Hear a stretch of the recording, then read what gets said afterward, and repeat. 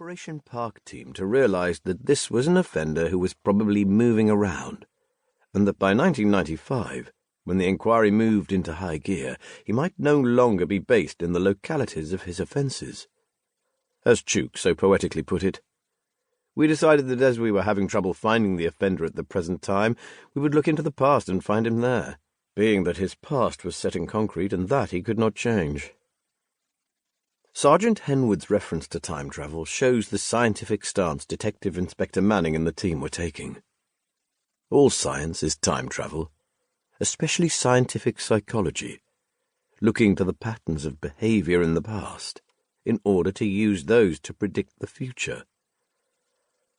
Operation Park was making a radical break with the tradition of policing, which is to look for clues in the here and now that will set up a trail that leads to the offender.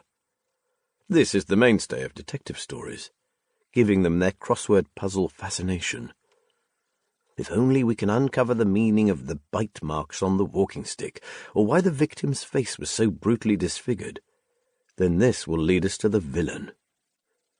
I think this is why detectives who become enamoured of popular psychology become particularly entranced by Freudian theory and its psychoanalytic paraphernalia. Freud himself was a fan of Sherlock Holmes and saw himself as a detective of the mind. He constantly searched for particular illustrations of what a given symbol might mean, as if that symbol were a clue that would lead to the perpetrator. It does not therefore require any real change in a police investigator's or fiction writer's mindset to look for the meaning of violence against the face of the victim, or the reason why a body has been covered after a violent assault, or to follow any of the other rules of thumb that come out of popular attempts at offender profiling. Operation Park was, probably unwittingly, moving away from the idea that existing traces could be followed to provide the pathway to the rapist. They were coming round to the need to look for him using the general trends found in the geographical patterns and criminal history typical of many similar offenders. It was these trends that they hoped could be used to filter out the innocent men, leaving them with their culprit. The strongest pattern they had related to the density of crimes in South Auckland. The offender had to live in that area. This established, they set about narrowing down the haystacks they had to search to find their needle.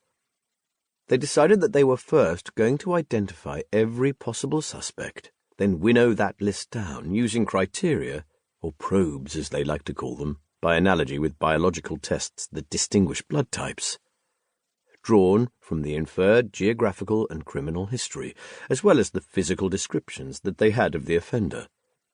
Interestingly, their fishing expedition, as we have seen with so many police investigations, started with a broad sweep that was slowly narrowed down, rather like Polynesian islanders encircling the area of a bay with their nets, and moving in until their quarry has nowhere else to jump but into their arms.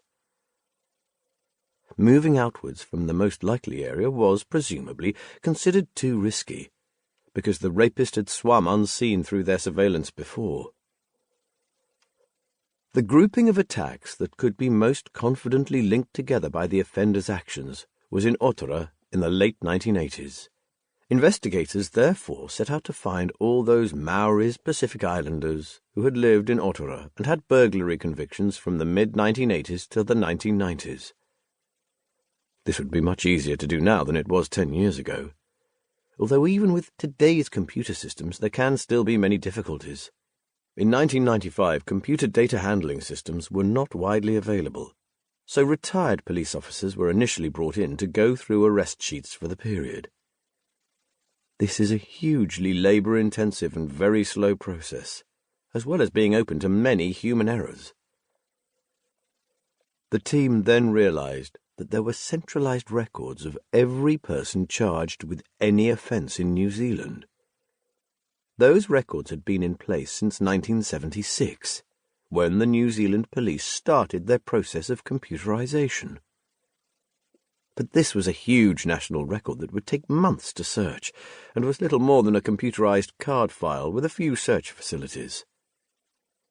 So a contracted computer programmer built the first police database, specifically so that the national files could be searched. There are always problems with computer searches of data.